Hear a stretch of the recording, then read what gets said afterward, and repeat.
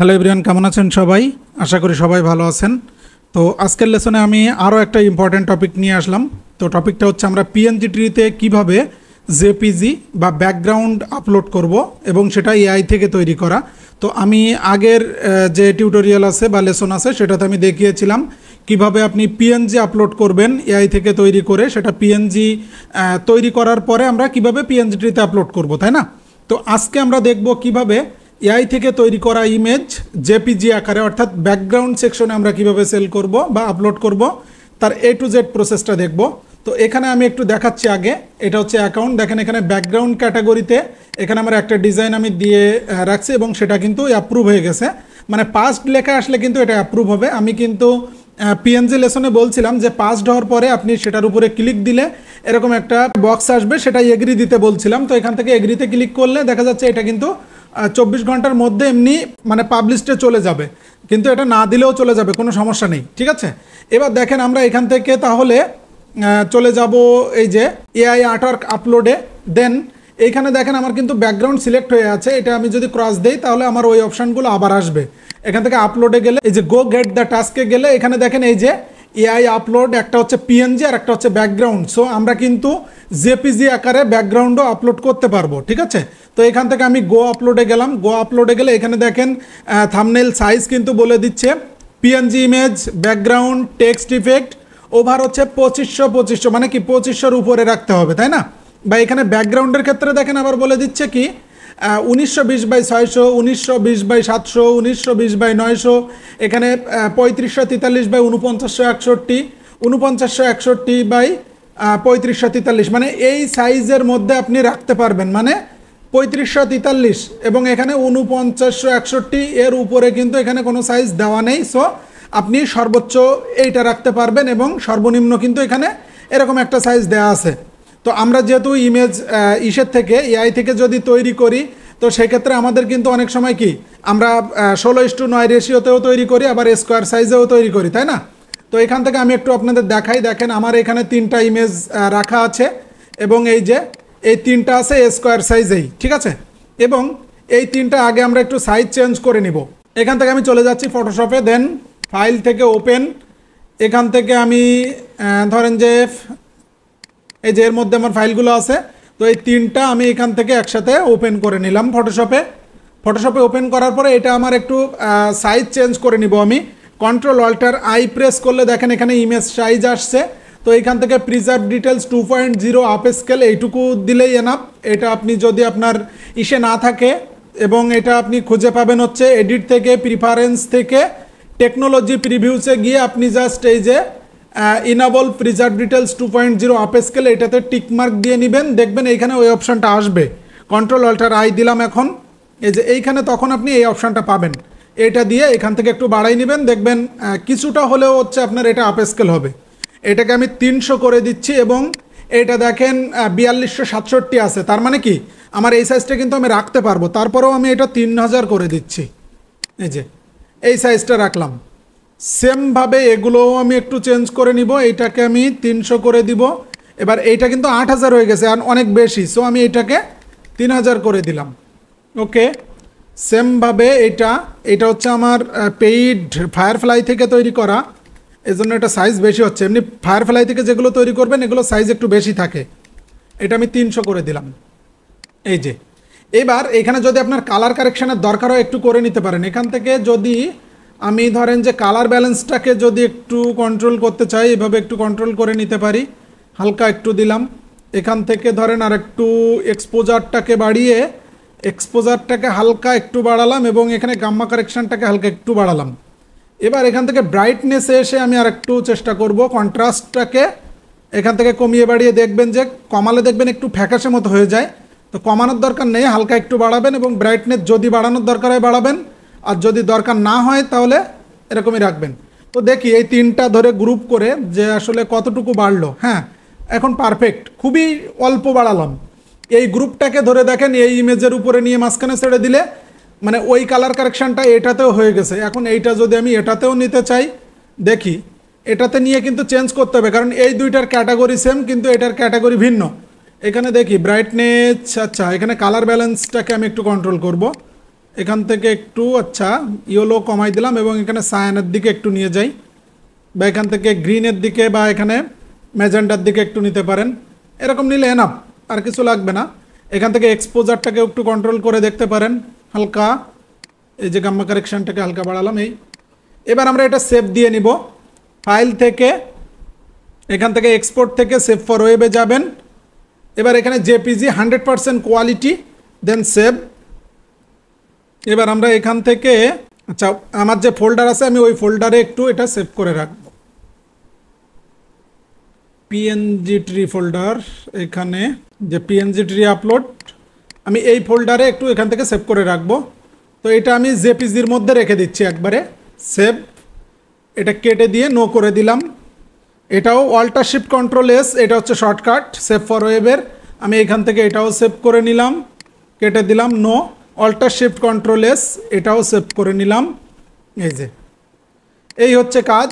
এবার আপনি যদি কোনো মনে করেন যে অন্য সাইজের ইমেজ আপলোড করতে চান, আচ্ছা এগুলো আমি এখান থেকে ডিলিট করে দিলাম কারণ এর মধ্যে আমার এটা সেভ হয়ে গেছে। আপনি যদি এখানে অন্য সাইজের ইমেজ আপলোড করতে চান তো দেখেন এখানে আমার কিছু ইমেজ আছে, আমি অন্য সাইজেরটাও একটা দেখাই দেই। এখান থেকে আচ্ছা এইটা নেই, কন্ট্রোল সি দিয়ে কপি করলাম বা এটা কন্ট্রোল এক্স দিয়ে কাট করলাম। কারণ হচ্ছে পিএনজি ট্রিতে আপনারা যে ফাইল আপলোড দিবেন সেগুলো কিন্তু অন্য কোনো মার্কেট প্লেসে দিতে পারবেন না।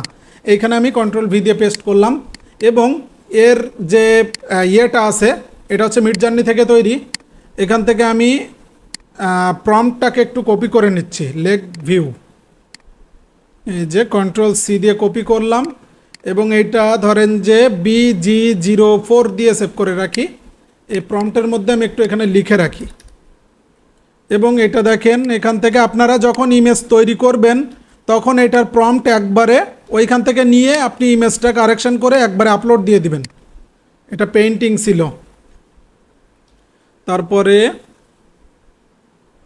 আচ্ছা leg view, water colour, background, nature painting এরকমই ছিল। ট্রিস অ্যান্ড হিলস, আচ্ছা হিল দিলাম। এরকম জাস্ট এভাবে লিখে দিলে হবে, এটা যে একেবারে হুবহু পরবর্তীতে দেখা যাচ্ছে আপনার যদি মনে না থাকে তখন আপনাকে একটা করে নিতে হবে, এছাড়া তো উপায় নেই, তাই না? তো আমি এইভাবে এটুকু দিয়ে দিলাম, যেহেতু এই ইমেজে যা আছে আমি সেটুকু লিখে দিলাম। ঠিক আছে, তো এমনিতেও তো এই প্রম্পট যদি কেউ ইউজ করে সেম দিবে না, তারপরে এইটা দিলে দেখা যাচ্ছে এর কাছাকাছি তো দিবে, এই জন্য আমি ওখানে দিয়ে দিলাম। আচ্ছা এখন আমি এটা সেভ দিয়ে রাখি। এখন আমরা আপলোডে চলে যাব এবং এইটা সাইজটা চেঞ্জ করে নিব। তো এখান থেকে আবার ফটোশপে চলে গেলাম, ফাইল থেকে ওপেন, দেন এই যে এটাকেও কন্ট্রোল অল্টার আই দিলাম, দেন এখান থেকে 72টাকে আমি 300 করে দিলাম। এইবার এখানে সাইজটা একটু খেয়াল করেন, আমরা ওয়েবসাইটে চলে যাই, এই যে 4961 এর উপরে যাওয়া যাবে না, তাহলে এইটাকে আপনি 5000 করে দেন। এটা দেখেন 2802 হয়েছে, মানে নেওয়া যাচ্ছে, ওকে দিলাম। ঠিক আছে, এই যে এবার এটা আমরা সেভ দিয়ে নিব, বা এটার যদি কালার কারেকশন আপনার দরকার হয় আপনি করে নিতে পারেন। এখান থেকে আমি একটু হালকা চেঞ্জ করে নিই, হালকা একটু করলাম। এখান থেকে ব্রাইটনেসটাকে একটু কন্ট্রোল করব, ব্রাইটনেসটাকে হালকা একটু বাড়ালাম, কন্ট্রাস্টটাকে একটু বাড়ালাম। এবার এখান থেকে সেভ ফর ওয়েবে গিয়ে আমি এটা সেভ দিয়ে রাখবো, এই যে 04। এই চারটা কিন্তু আমি এখন আপলোড করতে পারবো। এটা কেটে দিয়ে নো দিলাম এবং এইটা যেহেতু রেডি করা আমি এখান থেকে ডিলিট দিয়ে দিলাম। এবার এখানে কিন্তু আমার প্রম্পটগুলো ওপেন করা আছে, আমার দিওয়ালি নিয়ে যে ইমেজ দুইটা, ওই দুইটা এই একটা প্রম্পটেই তৈরি ছিল। আচ্ছা এখন আমাদের এগুলো মার্কেটে আপলোড করতে গেলে সবগুলো কিন্তু জিপ করতে হবে। রাইট মাউস ক্লিক করে এখান থেকে আপনি সেন্ড টু থেকে কম্প্রেসড জিপ ফোল্ডারে যাবেন, তাহলে জিপ হয়ে যাবে। এই সেমভাবে এগুলো এখান থেকে এই যে সেন্ড টু থেকে কম্প্রেসড জিপ ফোল্ডার, এখান থেকে 3 নম্বরটা এই যে সেন্ড টু থেকে জিপ ফোল্ডার, আমি এখান থেকে যারা উইন্ডোজ 10 ইউজ করেন তাদের ক্ষেত্রেই কিন্তু এই অপশানটা আনতেছি। ওকে, সেন্ড টু থেকে জিপ ফোল্ডার, এই যে চারটাই। এবার আমরা আপলোড করব। এখান থেকে আপলোডে ক্লিক করলে PNG3, তাই তো? আচ্ছা এখানে আছে এই যে জেপিজি, এই চারটা ধরে এখান থেকে ওপেন করে দিব। স্টার্ট আপলোডে ক্লিক করলে চারটাই দেখবেন একবারে এখানে আপলোড শুরু হয়ে যাবে। এখানে বাকিগুলো দেখেন ওয়েটিং লেখা আছে, একটা একটা করে হয়ে যাবে। এই যে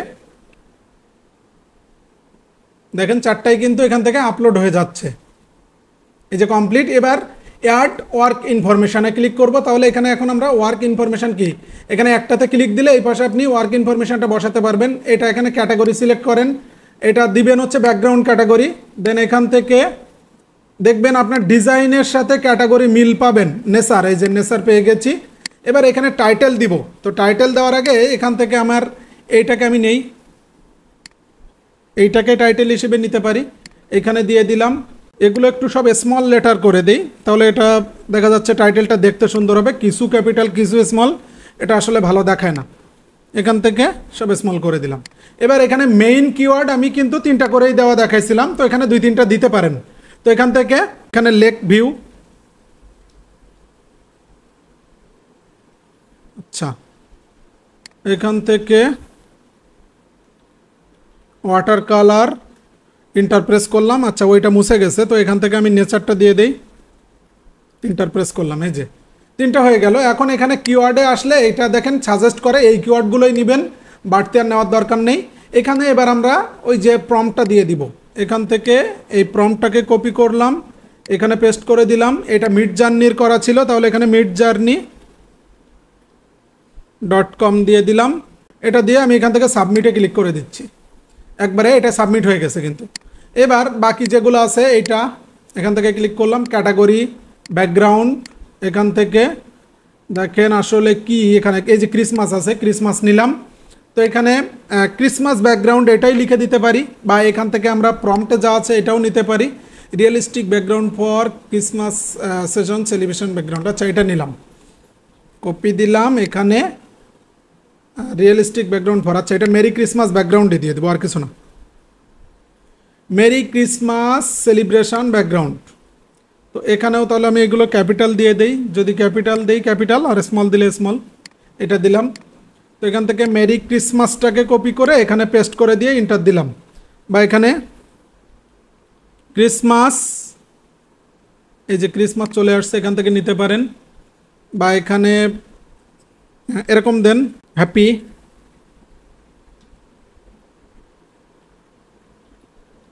ক্রিসমাস, ইন্টারপ্রেস করলাম, 3টা চলে আসলো। এখানে ক্লিক করে এইগুলোই নিয়ে নিলাম। এবার এখানে আমরা কি করব, এই যে প্রম্পটটা দিয়ে দিচ্ছি, কপি, এখানে পেস্ট করলাম। এবার এখানে হচ্ছে এটাও মিড জার্নি করা ছিল, মিড জার্নি দিয়ে সাবমিট দিলাম। তো এটা সাবমিট হয়ে গেল। এবার এই 2টা, তো এখানে দেখেন 2টা একসাথে কিন্তু দেওয়া যাবে না, একটা একটা। এখান থেকে ব্যাকগ্রাউন্ড দিওয়ালি, তাই তো নিচে দেখেন ফেস্টিভ্যাল আছে, যে এখানে দিওয়ালি পাবেন না, ফেস্টিভ্যাল আছে, ফেস্টিভ্যাল নিলাম।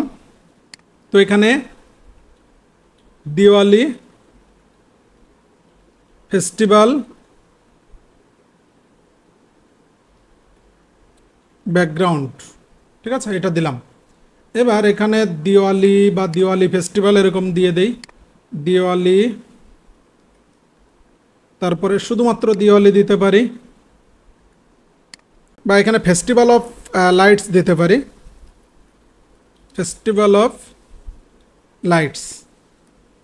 এবার এখান থেকে আমরা এগুলো নিয়ে নিই, তাহলে নেওয়ার পরে এবার এখানে প্রম্পটটা দিয়ে দিব। এবং এইটা কিন্তু আমার হচ্ছে ফায়ারফ্লাই থেকে তৈরি করা, তো এখানে ফায়ারফ্লাইয়ের অ্যাড্রেসটা একটু দেখে নেবেন, এটাতে গেলেই পাবো। এই যে firefly.adobe.com, এইটাকে কপি করে নেব, কপি দিলাম। তো এখান থেকে এবার আমরা চলে যাই এখানে, এই যে firefly.adobe.com, যেহেতু এটা অ্যাডোবির, তো এখান থেকে সাবমিট দিলাম, দেখেন সাবমিট হয়ে গেল। ওকে, ক্যান্সেল দিলাম। এবং লাস্ট হচ্ছে এটা, ওইটা যেহেতু কপি করা আছে আমি এখানে আগে পেস্ট করে দিলাম। এখান থেকে টাইটেল, এখানে যে প্রম্পট আছে প্রম্পটটাও নিলাম। এখানে কি আছে দেখি, happy Diwali light off festival background, এইটা নিব, কপি দিলাম। এখানে টাইটেল দিলাম, ক্যাটাগরি ব্যাকগ্রাউন্ড, এবং নিচে ফেস্টিভ্যালস, এখানে হ্যাপি দিওয়ালি বা দিওয়ালি,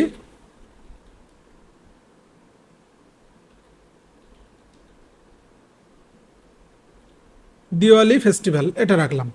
এবং এখান থেকে এগুলো নিয়ে নিলাম। এবার আমরা কি করব, সাবমিটে ক্লিক করব। তাহলে এইভাবেই হচ্ছে আমরা জেপিজিগুলো আপলোড করতে পারবো। দেখেন ব্যাকগ্রাউন্ড, এখান থেকে আপনি যদি পাস্টে যান, আমার যেটা অ্যাপ্রুভ আছে বা পাস্ট হয়ে গেছে সেটা কিন্তু এখানে দেখাচ্ছে। এবং এখান থেকে পেন্ডিংয়ে গেলে এখানে এই যে 4টা পেন্ডিংয়ে আছে, তো এইখানে দেখেন আমার যে পিএনজিতে গিয়ে আমি যদি পেন্ডিংয়ে যাই, দেখেন পেন্ডিংয়ে নেই। পাবলিশডে গেলে এখানে যেহেতু আমি 2টা দিছিলাম, এখানে কিন্তু আমি আপনাদের আগের ক্লাসে যেটা দেখাইছিলাম 2টা, এখানে একটা রিজেক্ট হয়েছিল, রিজেক্টের কারণটাও আপনাদের বলে দিচ্ছি, তাহলে বুঝতে পারবেন। এবং এটা দেখেন একবার সেলও হয়েছে, তো পাবলিশটা এখান থেকে রিজেক্টে গিয়ে এখানে আমার আগেও দুইটা রিজেক্ট আছে। এই ফাইলটা কেন রিজেক্ট হয়েছে দেখেন, please do not use well known trademarks. এইখানে এই মানে যে শুটা আপলোড করা হয়েছে এখানে কিন্তু একটা লোগো আছে দেখেন, ঠিক আছে। এই লোগোটা আমাকে রিমুভ করে দিতে বলছে, এই লোগোটা রিমুভ করে আপনি যদি আবার আপলোড করেন এটা কিন্তু অ্যাপ্রুভ হয়ে যাবে। তো এটা লোগো রিমুভ করার সিস্টেমও আপনাদের বলে দেই। এখান থেকে ওপেন পিএনজি, দেখি কোনটা রিজেক্ট হয়েছিল, এইটা। এখানে এই যে লোগোটা রিমুভ করতে হবে, তাই না? তো এই লোগোটাকে আপনি, এটা যেহেতু যদি আমি পেইড দিয়ে করি তাহলে আরও ইজি। এখান থেকে কন্টেন্ট টাওয়ার মুভ টুল দিয়ে আপনাকে এটা ধরতে হবে, ধরে শিফট ব্যাক স্পেস দিয়ে কন্টেন্ট টাওয়ার থাকা অবস্থায় আপনি যদি ওকে করেন, দেখেন এটা রিমুভ হয়ে গেছে। তবে এখানে কিছু এই যে সেলাইয়ের অংশ চলে আসছে দেখেন। এইটা যদি আমি এখানে জেনারেটিভ ফিল দেই, রিমুভ দিস, একটু সময় নেবে। এটা হচ্ছে এআই দিয়েই কাজ হচ্ছে, মানে পেইড ফটোশপে দেখা যাচ্ছে এআই দিয়ে কাজ করা যায়। এখানে দেখেন একটু সময় নেবে এবং এখানে 3টা ভার্সন দিবে, যে আপনি 3টার থেকে যে কোনো একটা নিতে পারবেন। একটু সময় লাগবে, দেখেন আর অল্প একটু বাকি আছে, তো আমরা রেজাল্টটা পেয়ে যাব। এই যে দেখেন এখান থেকে কিন্তু খুব সুন্দরভাবেই এটা রিমুভ হয়ে গেছে এবং এখানে 3টা মানে ভেরিয়েশন আছে, দেখেন যে কোনো একটা আপনি নিতে পারেন। এটা নিলাম, দেখেন এখানে বোঝাই যাচ্ছে না যে কিছু একটা ছিল, ঠিক আছে। তো এইখান থেকে দেখেন এইটাকেও আমাকে কিন্তু রিমুভ করতে হবে। তো আমি কি করব, এখান থেকে এটাও ধরবো, এইভাবে ধরলাম, ধরে কন্টেন্ট টাওয়ার মুভ টুল দিয়েও করতে পারবেন। এখানে শিফট ব্যাক স্পেস দিয়ে, আচ্ছা এইটা সিলেক্ট আছে, এখন আপনাকে সিলেক্ট করে নিতে হবে এইটা, শিফট ব্যাক স্পেস দিয়ে এখান থেকে কন্টেন্ট টাওয়ার থাকা অবস্থায় ওকে করলাম। দেখেন এইটা বাইরের থেকেও এটা দেখা যাচ্ছে। আচ্ছা এইটা আপনি যদি লক ট্রান্সপারেন্ট পিক্সেলটা দিয়ে এখন যদি আপনি শিফট ব্যাক স্পেস দিয়ে কন্টেন্ট টাওয়ার থাকা অবস্থায় ওকে করেন তাহলে এটা কিন্তু এখান থেকে রিমুভ হয়ে যাচ্ছে, কন্ট্রোল ডি। এই যে এইখানে একটু আছে, তো এরকম কোনো ব্র্যান্ড নেম কিন্তু আপনি ইমেজে রাখতে পারবেন না। এখান থেকেও কন্টেন্ট টাওয়ার দিয়ে এটা রিমুভ করে নিলাম, কন্ট্রোল ডি দিলে এটা ডিসিলেক্ট হয়ে যাবে। এইখানেও আছে, এটাও ধরতে পারে। তো দেখি, এই যে এটুকু ধরলাম, শিফট ব্যাক স্পেস দিয়ে রিমুভ করে দিলাম, কন্ট্রোল ডি। এইবার আমরা এটা আপলোড করতে পারবো মানে নিঃসন্দেহে। এখন আমরা এটা এখান থেকে সেভ করে নিই, তাহলে এই দুইটা ধরে রাইট মাউস ক্লিক করে মার্জ লেয়ার দিয়ে দিলাম, তাহলে এটা একটা হয়ে গেল। কন্ট্রোল টি দিয়ে এটা কিন্তু আপনি বড় ছোটো করতে পারবেন, এরকম রাখি, বা এটা কিন্তু এরকম রোটেট করেও দেওয়া যায়, ঠিক আছে, দরকার নেই। এবার আমরা এটা সেভ করে নিব, ফাইল থেকে সেভে কপিতে, এখান থেকে পিএনজি সেভ লার্জ ফাইল থাকা অবস্থায় ওকে করে দিলাম। এই যে তাহলে এই ফাইলটা কিন্তু এখন আমরা আপলোড করতে পারবো, মানে যেটা আমি আপলোড মানে আগেই করছিলাম এখানে পিএনজি, এইটা এখান থেকে ডিলিট করে দিব, এইটা, ঠিক আছে। কারণ এখানে যে ব্র্যান্ড নেম বা ট্রেডমার্ক যেটা ছিল সেটা কিন্তু এখন আর নেই। তো আশা করি বুঝতে পারছেন এটা কিভাবে কি করতে হবে, বা যদি এরকম যদি পিএনজি আপলোডের ক্ষেত্রে যদি কোনো ট্রেডমার্ক বা ব্র্যান্ড নেম থেকে থাকে তাহলে সেটা অবশ্যই রিমুভ করে দিবেন। আশা করি আপনারা বুঝতে পারছেন PNG upload plus background upload, মানে এআই থেকে তৈরি করে আপনি ইমেজ কিভাবে আপলোড করবেন, ব্যাকগ্রাউন্ড ইমেজ, সেটাও আশা করি বুঝতে পারছেন। আশা করি এইভাবে কাজ করলে অ্যাপ্রুভ হয়ে যাবে, কাজ করতে থাকেন। এবং এটা মাথায় রাখবেন, অন্য মার্কেট প্লেসে যেগুলো অ্যাপ্রুভ আছে সেগুলো এখানে দিতে যাবেন না, আবার এইখানে যেগুলো দিবেন সেগুলো যেন আবার অন্য মার্কেট প্লেসে আপলোড দিয়েন না।